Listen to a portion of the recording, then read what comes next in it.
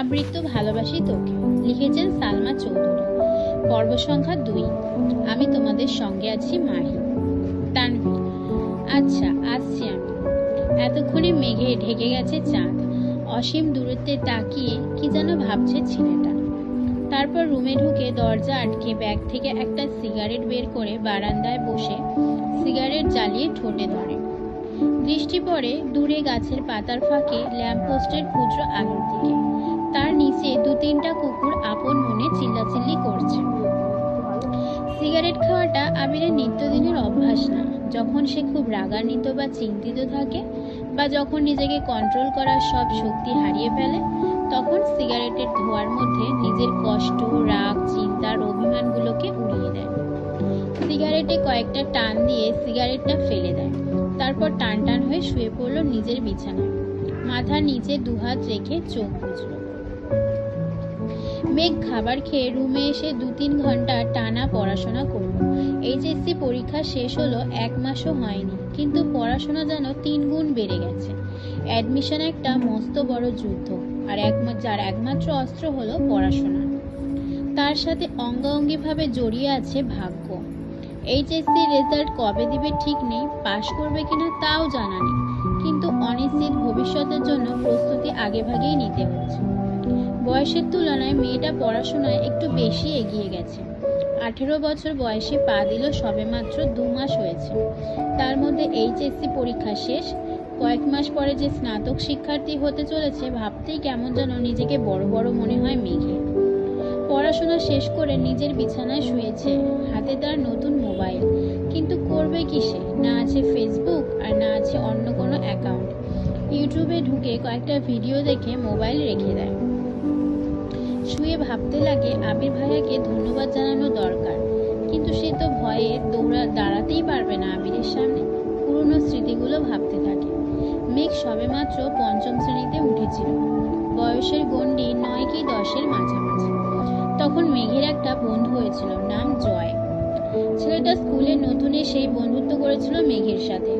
ছোটবেলা পিচ্চিদের বন্ধুত্ব যেমন ছিল, চকলেট শেয়ার করা, টিফিন শেয়ার করা, একসাথে খেলাধুলা করা, একটা সপ্তাহ হয়নি তাদের বন্ধুত্বে।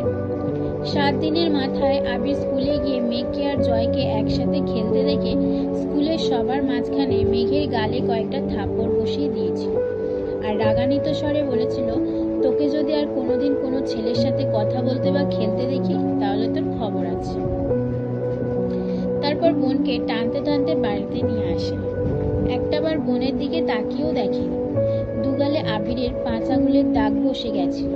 সেই যে থাপ্পড় দিয়েছিল, মেঘ 1 সপ্তাহ জ্বরে পড়েছিল।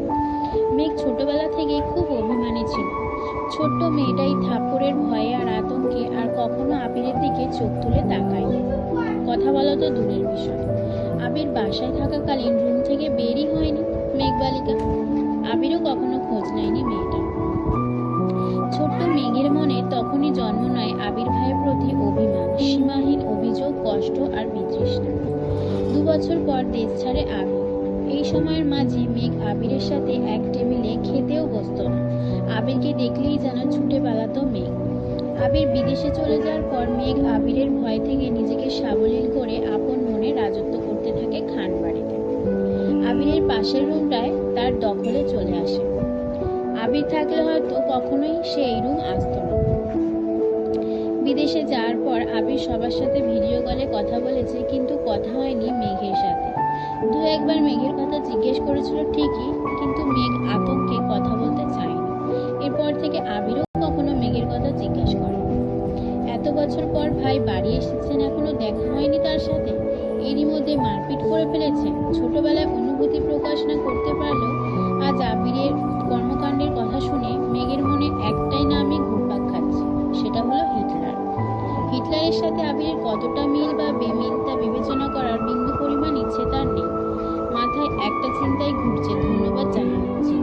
কিন্তু সে কি আদৌ কথা বলতে পারবে হিটলারের সাথে? এসব ভাবতে ভাবতে ঘুমিয়ে পড়ল সে। ভোরবেলা থেকে বাড়িতে রান্নার ধুম পড়ে যায়। 3 ভাই সকাল সকাল খেয়ে অফিসে চলে যায়। মিম আর আদিও স্কুলে চলে যায়। মেঘ ঘুম থেকে ওঠে 8টায়। রাত জাগার কারণে সকালে উঠতে পারে না সে। মাঝে মাঝে গোসল করে খেয়ে বাড়ি থেকে বের হয়, মাঝে মাঝে এমনিতেই 1টা থেকে 2টা পর্যন্ত বাইরে কোচিং, তারপর টিউশন শেষ করে বাড়ি ফিরে ফ্রেশ হয়ে খেয়ে একটু ঘুমায়, বিকালে একটু হই হুল্লোড় করে তারপর পড়াশোনা করে। এই তার বর্তমান জীবন। আজও তার ব্যতিক্রম হলো না। খেয়ে কোচিংয়ের উদ্দেশ্যে বেরিয়ে পড়েছে। বাসার গাড়ি তাকে দিয়ে আসে, আবার কল দিলে গিয়ে নিয়ে আসে। ঠিক 12টায় ঘর থেকে বের হয়। আবির ধীর গতিতে নিচে আসে। চিন্তিত মুখ দেখে মা মালিয়া খান ভীতস্বরে ছেলেকে জিজ্ঞেস করেন, কিছু হয়েছে তোর বাবা? আবির মুখের ভারী ভাব বজায় রেখে উত্তর দিলেন, কিছু হয়নি, খেতে দাও। ছোটবেলার চঞ্চলতার ছিটে ফোটাও নেই ছেলেটার মধ্যে। এটা ভেবেই বারবার হতাশ হচ্ছেন মালিয়া খান। হঠাৎ চোখ পড়ে ছেলের হাতে ব্যান্ডেজের দিকে। হাতটাও ফুলে গেছে অনেকটা। আবির খাবার খাচ্ছে আর তার মা শান্ত স্বরে ছেলেকে বুঝাচ্ছে, এটা করো না, সেটা করো না। মনে হচ্ছে 5 বছরের শিশু, সে আগুন পানি চেনে না। যদিও বাবা মায়ের কাছে সন্তানরা সারা জীবনে শিশুই থাকে। খাওয়া শেষে মায়ের থেকে বিদায় নিয়ে বেরিয়ে যায় আবির। মেঘ বাড়ি ফিরেছে 1 ঘন্টা হবে। শাওয়ার নিয়ে নিচে এসেছে খেতে। খাওয়া শেষ। তানভীর রুম থেকে ছুটে এসে জিজ্ঞেস করে, বড় আম্মু, ভাইয়া কোথায়? আজকে উঠেন মালিয়া খান। ও তো 2-3 ঘন্টা আগেই খেয়ে বের হয়েছে। কেন? ইস, মিস করে ফেললাম। মালিয়া খান, কি হয়েছে বাবা? মেঘ নীরবে তাকিয়ে ভাই আর বড় আম্মুর কথোপকথন শুনছে আর বোঝার চেষ্টা করছে ঘটনাটা কি। তানভীর ভাইকে কল দিয়ে জিজ্ঞেস করে, কোথায় আছো? আবির কি যেন বলল, শোনা যায়নি। তানভীরের চোখে মুখে উত্তেজনা স্পষ্ট। বড় আম্মু, আম্মু, কাকিমণি, বাইরে চলো। কেউ প্রশ্ন করার আগেই তানভীর ছুটে গেল বাহিরে। তার পিছন পিছন মিম, আদি, মা, কাকিরা সবাই দরজা পর্যন্ত গেল। সবার পিছনে মেঘও গেল সেখানে। এরই মধ্যে বাইকে বাড়ি ঢুকলো আবির। নীল রঙের চকচকে একটা সুন্দর বাইক, হেলমেটটাও নেই। হেলমেট খুলতে খুলতে তাকায় বাড়ির মানুষের দিকে। মেঘ অপলক দৃষ্টিতে তাকিয়ে আছে। সেই কবে দেখেছিল আবিরকে, সেই আবিরের সাথে এই আবিরের চেহারার কোনো মিল নেই। হেলমেট খোলাতে চুলগুলো এলোমেলো হয়ে গেছে আবিরের। চোখে সানগ্লাস, নেভি ব্লু রঙের শার্ট কালো প্যান্টের সাথে ইন করে পরেছে। হাতে কালো ফিতার একটা ঘড়ি, পায়ে শু জুতা। আপাতমস্তক দেখলো আবিরের। হৃৎপিণ্ডের 4 প্রকোষ্ঠ ছটফট করতে লাগলো মেঘে। আবিরের দিকে বিভোর দৃষ্টিতে তাকিয়ে আছে সে। আবির বাড়ির সকলের উদ্দেশ্যে বলল, বাইকটা কিনেছি, কেমন হয়েছে? আবিরের কণ্ঠ মেঘের মনের গহীনে ধাক্কা খায়। এতে হুঁশ ফেরে তার। দাঁড়িয়ে থাকতে পারছে না সে। এক দৌড়ে রিজের রুমে ঢুকে দরজা আটকে শুয়ে পড়ে মেঘ।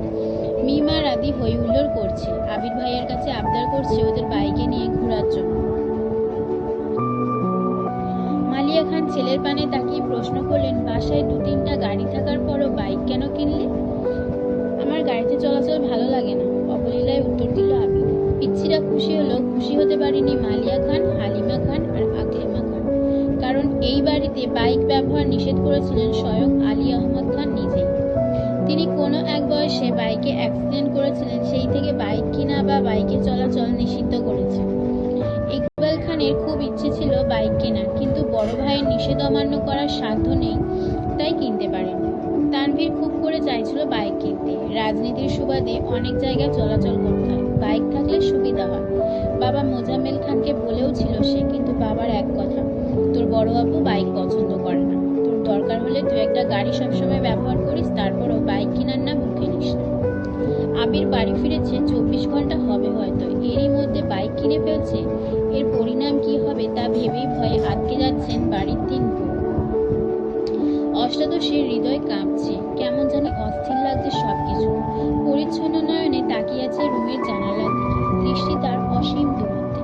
কি জানি কি ভাবলো কতক্ষণ, হঠাৎ ঝলমলি উঠল মেঘ। সঙ্গে সঙ্গে চোয়াল শক্ত করে নিজেকে প্রশ্ন করল। শ্বাস ঝেড়ে নিজের মাথায় গাঁটটা মেরে মেঘ বলে, ছি মেঘ, ছি, কি সব ভাবছিস তুই? কেউ কি তার চাচাতো ভাইয়ের উপর ক্রাশ খায়? ভালো ভদ্র হলেও মানা যেত, এমন গুরু গম্ভীর বদমেজাজি আর হিটলার স্বভাবের কেউ কি কারো ক্রাশ হয়? যে ছেলে 10 বছরের মেয়ের গায়ে হাত তুলতে পারে, সে আর যাই হোক আমার ক্রাশ হতে পারে না। এটা ভাবতেই মেঘের বুকে ভেসে আসে কষ্টে।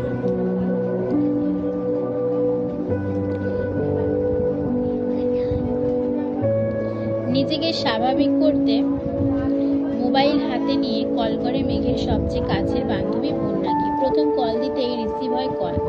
বন্যা, আসসালামু আলাইকুম, কেমন আছো বেবি? মেঘ, ওয়ালাইকুম আসসালাম।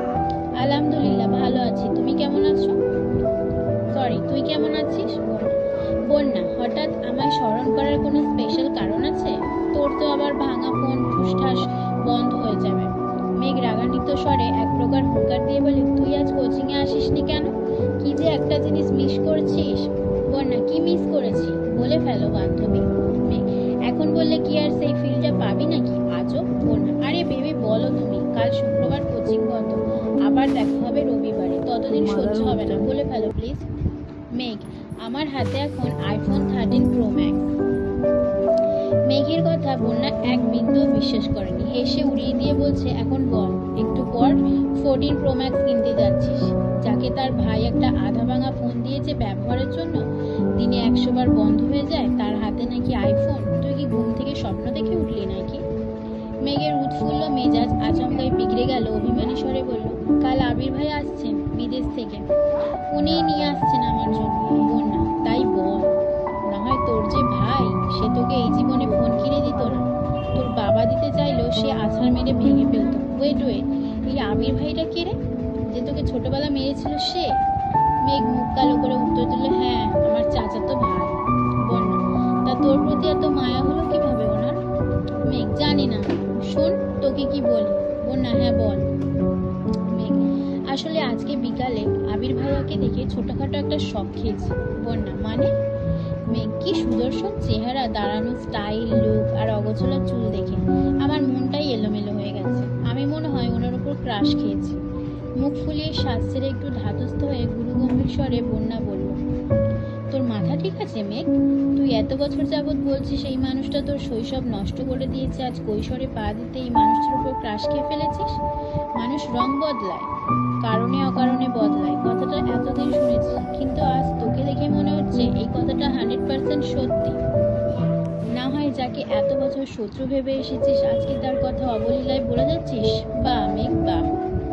মেঘের নীরবতা বুঝতে পেরে বন্যা আবার বলা শুরু করল, এসব কোনো বিষয় না বেবি, হঠাৎ করে দেখেছিস তো তাই আহামরি সুদর্শন লেগেছে, বিষয়টা মাথা থেকে ঝেড়ে ফেল, দেখবি সব ঠিক হয়ে গেছে। আমরা না দুজন দুজনকে কথা দিয়েছিলাম একজন বিপদে গেলে আরেকজন সামলাবো, ভুলে গেলি? স্পষ্ট বোঝা গেল মেঘের বদলে যাওয়া অভিব্যক্তি। সহসা নিজেকে সামলে আচমকা প্রশ্ন করে বসল, আমি কি দেখতে সুন্দর না? আমি কি কারো ক্রাশ হওয়ার যোগ্য না? মেঘের আকস্মিক প্রশ্নে বন্যা কিছুটা হতভম্ব হলো, এরপর কয়েক মিনিট শুধু হেসেই গেল। স্বাভাবিক স্বরে বলল, অবশ্যই তুই সুন্দর, ক্রাশ খাওয়ারও যোগ্য, কিন্তু তুই ছেলেদের ক্রাশ হতে পারবি কিনা সন্দেহ আছে।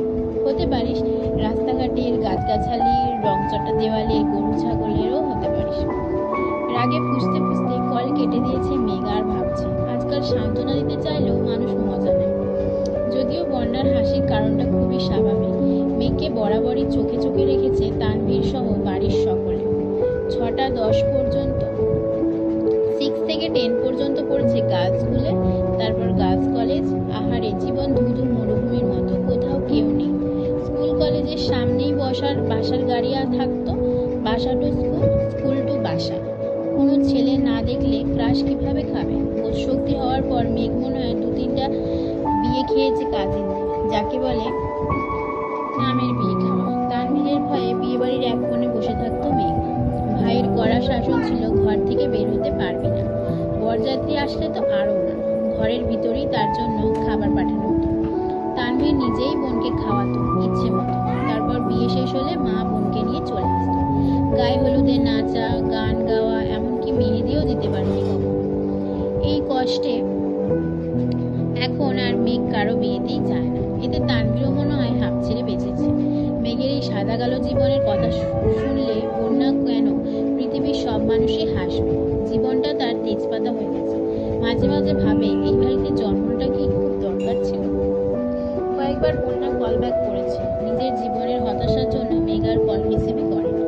বান্ধবীকে রাগ দেখিয়ে কি হবে, জীবন যেখানে যেমন তা মানতেই হবে। মেঘের বেস্ট ফ্রেন্ড হওয়ায় খেসারত দিতে হচ্ছে বন্যাকে। মেঘের সাথে সাথে বন্যাকেও চোখে চোখে রাখে তানভীর। কথায় আছে না, সঙ্গদোষে লোহা ভাসে।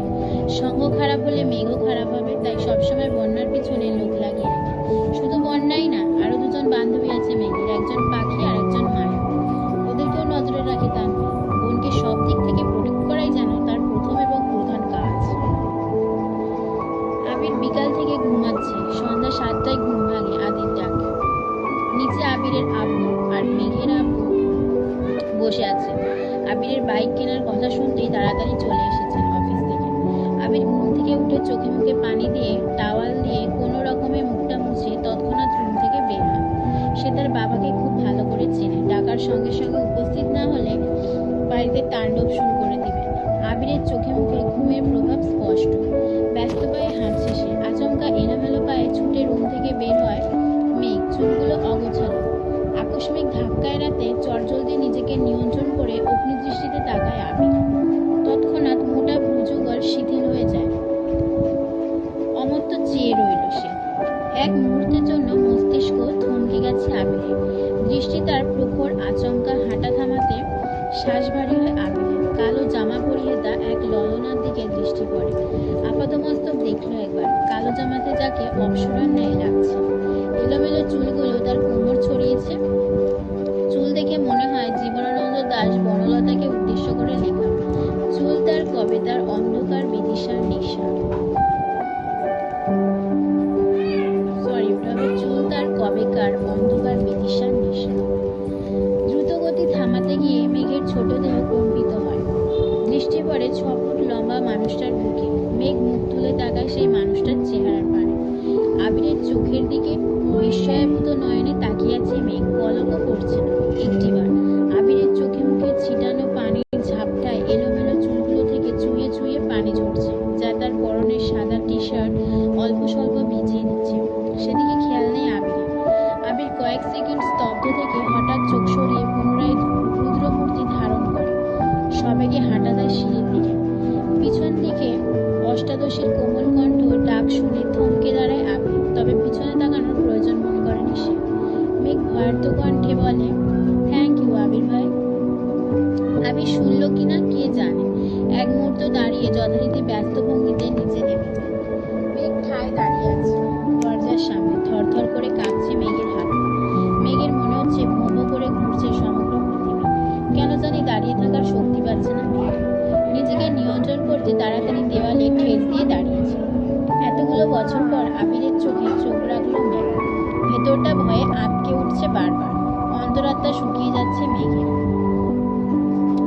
সোফায় বসে আছেন 2 ভাই। বাড়ির মহিলারা রান্নাঘরে কাজে ব্যস্ত থাকলেও নজর তাদের এদিকে। কি হবে কে জানে। আলী আহমেদ খান নিজের গাম্ভীর্যতা বজায় রেখে এক প্রকার হুঙ্কার দিয়ে প্রশ্ন করলেন, তুমি নাকি বাইক কিনেছো? এই কথায় হুঁশ ফিরে অষ্টাদশী। কিছুটা স্বাভাবিক হয়ে দুপা সামনে এগিয়ে বারান্দার সাইডে দাঁড়িয়ে নিচে তাকায় মেঘ। নিচে সোফায় বসা আব্বু আর বড় আব্বু, তাদের থেকে কিছুটা দূরে দুহাত ভাঁজ করে শটান হয়ে দাঁড়িয়ে আছে আবির। জি, ভাবলেশীনভাবে উত্তর দেয় আবির। কিন্তু কেন? পুনরায় হুঙ্কার দেন তার আব্বু। আমার বাইক কেনার ইচ্ছে ছিল তাই কিনেছি। তুমি জানো না এই বাড়িতে বাইক কেনা বা চালানো নিষেধ? এই প্রশ্নটা চাচ্চু মোজাফেল খান করেছে। হ্যাঁ জানি। 20 থেকে 30 বছর আগে কি ঘটে গেছে তা নিয়ে আতঙ্কে থাকার কোনো মানে হয় না। যদি কপালে খারাপ কিছু লেখা থাকে তাহলে সেটা 7 সমুদ্র পাড়ি দিয়ে হলেও আসবে। সেটা আমি ঘরে বসে থাকলেও হবে, আর গাড়িতে চলাচল করলেও হবে। তোমরা 2 ভাই কি নিজেদের মর্জি মতোই চলবে? আলী আহমদ খান রাগান্বিত স্বরে প্রশ্ন করলেন। বাইক কিনা যদি নিজের ইচ্ছা মতো চলা হয় তাহলে আমি দুঃখিত আব্বু। এই ব্যাপারে আমি নিজের মনের কথাই শুনব। আমাদের নিজস্ব 3টা গাড়ি আছে। এত গাড়ি কেন?